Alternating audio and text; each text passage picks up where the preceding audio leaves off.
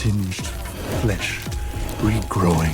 A man detonates the bomb in his hand, not just to prove his immortality, but also to fulfill his father's wish to kill him, yet he isn't so easy to die, simply because he is his father's most special son. How special could he be? It turns out the man's father has a rather perverted hobby, specializing in human body puzzles, plucking various satisfactory parts from corpses.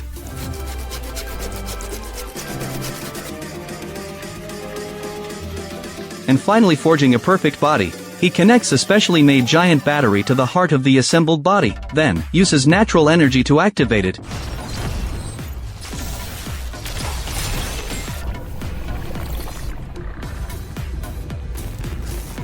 The man is his father's proudest puzzle creation, yet the act of disassembling right after assembling is puzzling. What's even more intriguing is why the father developed such a peculiar obsession. This matter has to start from the father's childhood. The father, named Victor, has been regarded as a prodigy by everyone since childhood. This not only became the father's boastful asset outside, but also the pride of the whole family, yet the early death of his mother left an indelible wound in his heart, and his father's indifference and neglect etched a deep mark on his young mind. His father always said no one could compete with death, but Victor harbored an evil thought. From then on, he devoted himself wholeheartedly to bringing the dead back to life, and mastering the cause of life. He aspired to become as skilled a surgeon as his father, but this ambition to challenge death gradually devoured Victor's reason and conscience, leading him astray. Step by step, after his father passed away due to family changes, Victor said goodbye to his young brother, and went abroad to continue his crazy academic research, and was even brought to court for illegal experiments. Faced with the judge's accusations, he showed no remorse, his eyes filled with fanatical obsession with human creation experiments.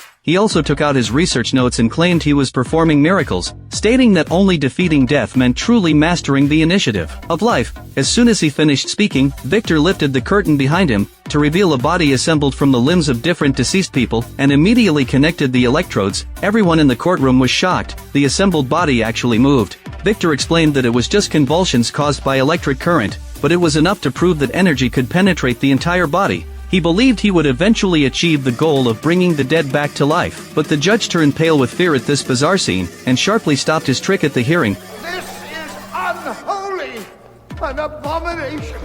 Seeing his experimental results insulted, Victor argued angrily with the judge, stating that everything he did was to avoid being constrained by dogma. Obviously, such remarks were deemed treasonous in the judge's eyes, yet they deeply moved an arms dealer present. As soon as the hearing ended, the arms dealer immediately extended an invitation to Victor, introducing himself as Hein, sent on behalf of Victor's younger brother, William. Hein told Victor that William had now become a tycoon in the financial world, and was about to marry his fiancée, Isa, but wanted to visit his elder brother in London before the wedding. Victor didn't refuse this family bond. After all, no matter how estranged the brothers were, they shared the same blood. Immediately afterward, Hein expressed great interest in the human assembly and resurrection experiment, asking if Victor could truly endow the assembled body with new life. Victor pointed at the assembled body on the table as evidence. Although Hein acknowledged his experimental achievements, he warned Victor that his lack of restraint would easily get him into trouble. Hein then revealed that in 3 days, William and Isa would come to meet him, and at that time, he would show something that would change Victor's fate. Later, Victor went to Hein's house with his experimental notes. After flipping through the notes, Hein's eyes ignited with an even more fanatical glow. He immediately led Victor to a wooden board carved with realistic human tissues, explaining that it was a secret circulation device, with an intricate structure yet nearly invisible, capable of both storing and distributing energy. Victor stroked the realistic carvings on the wooden board, filled with obsession and joy. He knew that this was the core theoretical foundation of human creation research, and if applied to the experiment, it would enable true immortality. Hein readily agreed to fund Victor's continued research, simply because both of them longed to break natural conventions and pursue the so-called truth. At this moment, the butler announced William's arrival. Victor had to temporarily restrain his inner excitement, to greet his long-unseen brother and his fiancée. At the dinner table, the two brothers talked about childhood memories and recollections of their father, and argued due to years of estrangement and unresolved misunderstandings. Fortunately, Hein mediated between them, and William finally agreed to support his elder brother's research. Early the next morning, the three of them took a carriage to an abandoned ancient castle, which Victor had specially chosen as his laboratory. The moment they stepped through the gate, he seemed to feel the guidance of fate. With Hein's funding, workers quickly renovated and decorated the castle according to Victor's requirements, transforming it into a base for human creation experiments. Later, Victor went to the death row prison to personally select bodies suitable for research. When leaving, he happened to see Isa wandering alone on the street, so he followed her all the way to a church. Victor hid in the confessional and pretended to be a priest to talk to her, but accidentally learned that Isa deeply loathed herself. Victor couldn't help but press for the reason, only to find that Isa had long noticed his stalking. Even on a busy street on market day.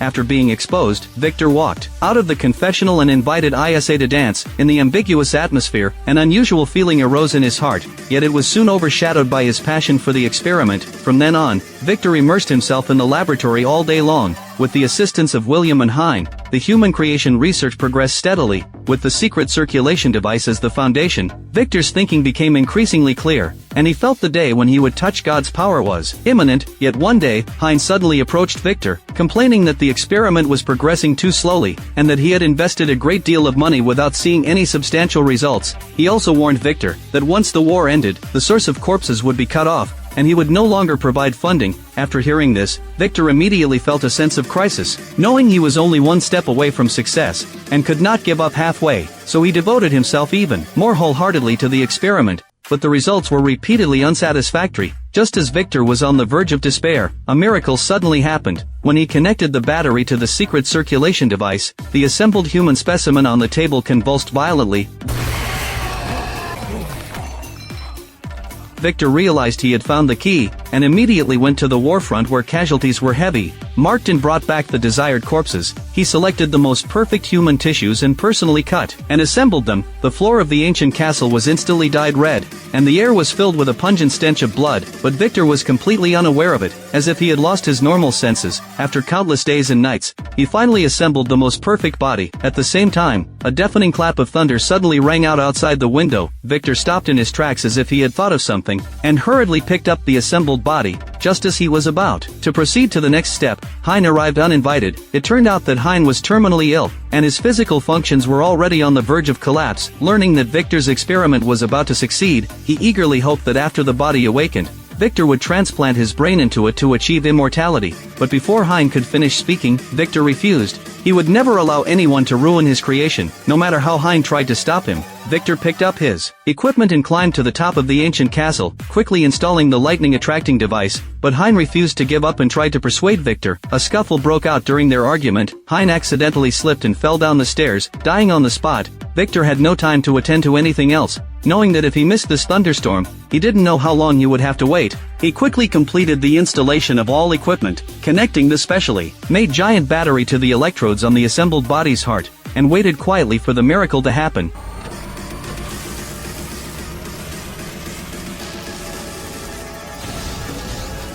Yet after a burst of sparks, the assembled body showed no reaction.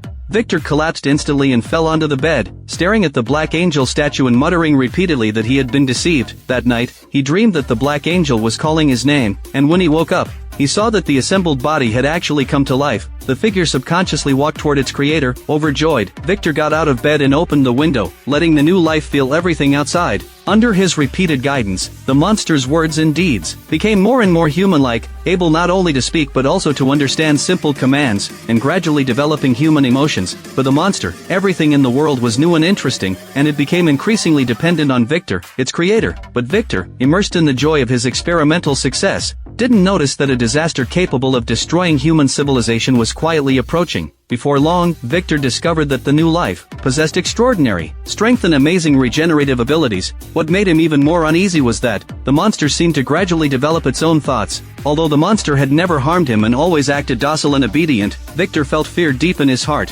When William brought Isa to the ancient castle, the monster stared curiously at the beautiful woman in front of it. It was the first time it had seen a human female, and everything about her fascinated it. But when Isa saw the scars on the monster's body and its hands and feet chained, she mistakenly thought Victor was illegally imprisoning a man, and immediately raised her doubts. His wounds. You wounded him like that. Victor hastily explained that he had given life to the monster, and those scars were marks of success, but Isa paid no heed and instead knelt down to communicate with the monster patiently. This scene stirred complex and unspeakable feelings in Victor's heart. That night, another thunderstorm hit. Isa was awakened by the thunder, holding a candlestick, and heading to the underground passage to accompany the monster. The monster remembered Isa after only 2 meetings. The creature that had only ever called out Victor actually learned to say Isa's name, but as soon as they walked out of the underground passage, Victor frowned and stopped Isa, telling her not to get too close to the monster. Although Victor was its creator, He deeply rejected this neither human nor corpse aberration. ISA retorted sarcastically, saying that compared to Victor, this cold-blooded scientific madman, the monster's mind was far purer. The two argued fiercely and finally parted on bad terms. Later, Victor took all his anger out on the innocent monster, but the monster that had always obeyed Victor unconditionally, this time snapped the steel bars and roared at him relentlessly. Victor stepped back in fear, well aware that the monster was gradually getting out of control. So he decided to personally destroy the perfect creation he had poured so much effort into. The next day, Victor asked William to take ISA away first, then poured gasoline everywhere in the ancient castle, planning to burn the monster to death. The monster struggled desperately to break free from the iron chains, but no amount of thrashing helped. It could only call out Victor's name, like a child begging for help. Victor's stepping feet suddenly stopped, then he rushed madly toward the ancient castle's gate. But it was already too late. The fire engulfed the entire ancient castle, the monster's cries gradually faded, and finally fell silent. Victor thought the storm had ended, and all disasters had been nipped in the bud, only to realize much later that this was just the beginning. It turned out that the fire had not claimed the monster's life. With its astonishing brute strength, it snapped the chains, and escaped the ancient castle through the sewer just 1 second before the explosion, plunging into an unfathomably deep lake and surviving.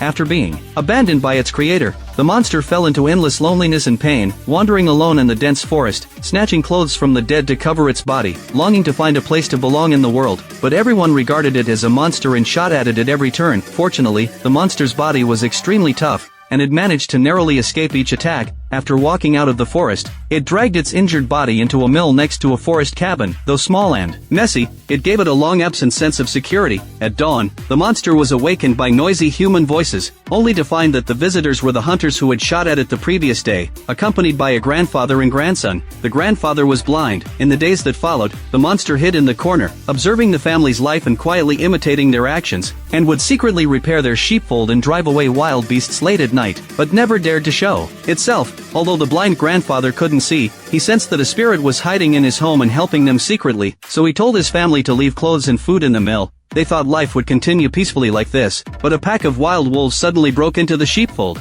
Although the old man's son drove the wolves away, the flock suffered heavy losses. To make ends meet, the young man had to go out to find work, leaving only the blind grandfather to guard the house. On a night a few days later, the monster, overwhelmed by hunger, walked out of the mill to look for food, and happened to see the old man sitting in a chair, lost in thought. Instead of rejecting or fearing it, the old man invited it to eat the bread on the table, and asked anxiously if it was hurt. This long-absent warmth touched the monster, though it couldn't express itself fully in words. It could convey its dependence on the old man through gestures. The two became good friends from then on. With the old man's company, the monster learned to read, and experienced more of the beauty of the human world. The old man advised it to let go of hatred to live a peaceful life, but the monster hung its head and said it was nothing, with only fragmented memories of severed limbs and remains in its mind. Encouraged by the old man, it returned to the ancient castle, now in ruins, based on vague memories, and accidentally found Victor's experimental notebook. When it saw its grotesque appearance in the notebook, the monster understood why Victor had been so cruel. It had never been a complete human being.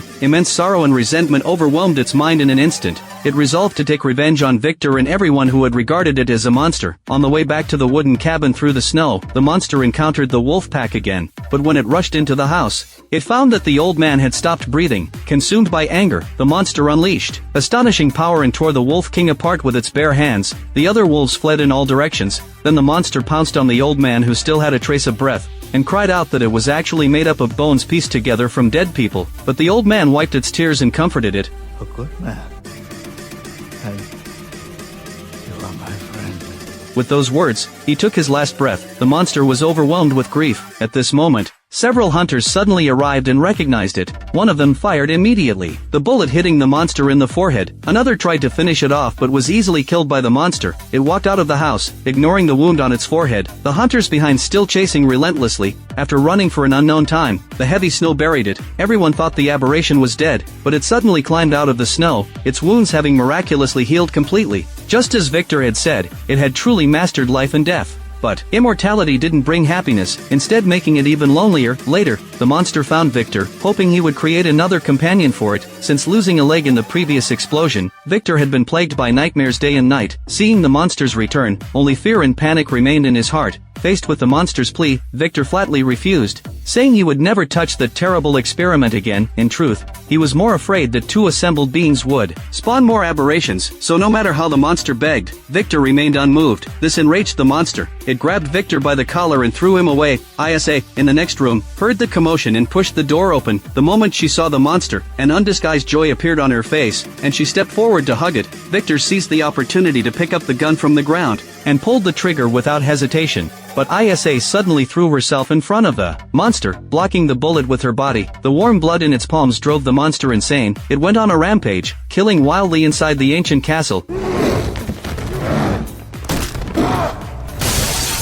In the end, the monster carried Isa's body and walked out slowly, terrified by its brute strength. No one dared to step forward to stop it. When Victor rushed to his brother's side, William was already at the point of death, leaving a few last words before passing away. Having lost his only remaining relative overnight, Victor was overwhelmed with grief and chased after the monster like a madman. Following the trail of blood, Victor found Isa's cold body in a cave. Before he could recover from his sorrow, he was ambushed by the monster from behind. You thought me a monster.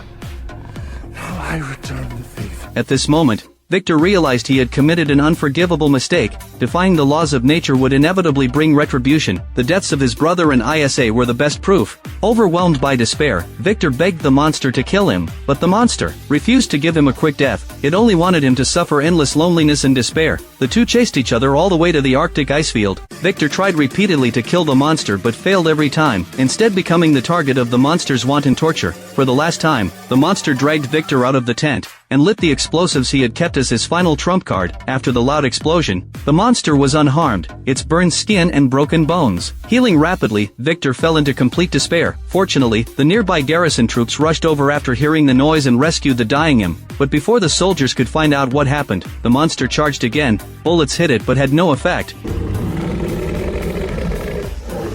The commander had to order a retreat, but it was already too late. The resisting soldiers were all killed soon after. The monster boarded the icebreaker and insisted on taking Victor with it. Fortunately, the commander reacted quickly and shot the monster off the ship with several powerful bullets. Before anyone could catch their breath, the monster stood up again and pounced angrily at the icebreaker, using all its strength to try to capsize the several-ton vessel. Seeing that everyone was about to fall into the icy sea, the commander thought on his feet and ordered to shoot the ice under the monster's feet.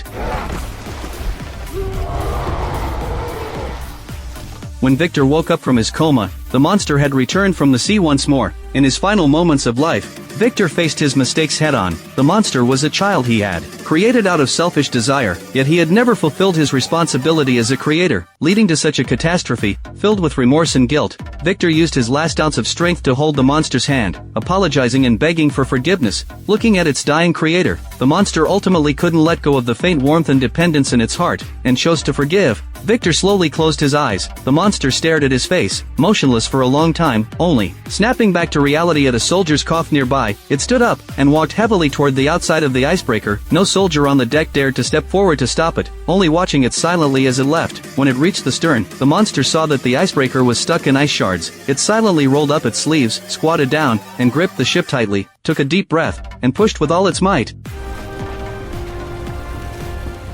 finally freeing the ship to float smoothly on the sea. The monster helped these soldiers embark on their journey home, or is its home amidst the snowstorm. The movie ends here.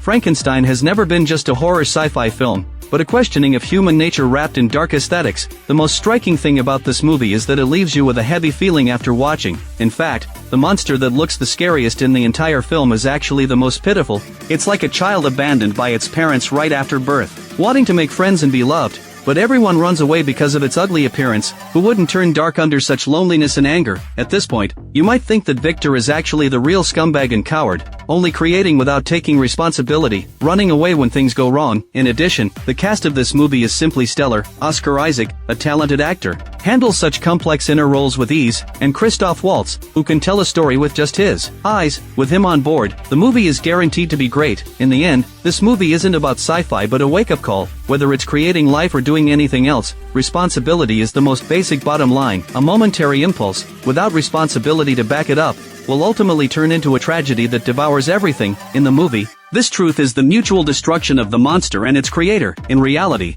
it's a survival rule everyone must understand. This episode's video commentary ends here. If you have other opinions, welcome to leave a comment in the comments section. See you next time.